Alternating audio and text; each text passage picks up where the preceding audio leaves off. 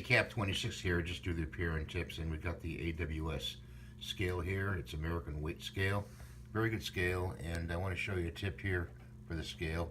On both sides there's two tabs that'll release this top cover. Let's open that up. You could put a piece of wax paper with a little tape on there to keep this plate clean from resin.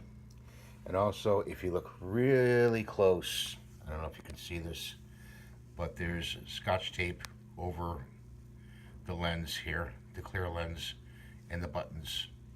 So when that gets dirty, you just peel that off. You don't have to buy a new scale. And I want to show you this tip, and I hope this helps you, and hope you're having a good day. Thanks for watching. Please rate, subscribe, and share, and we'll see you next time.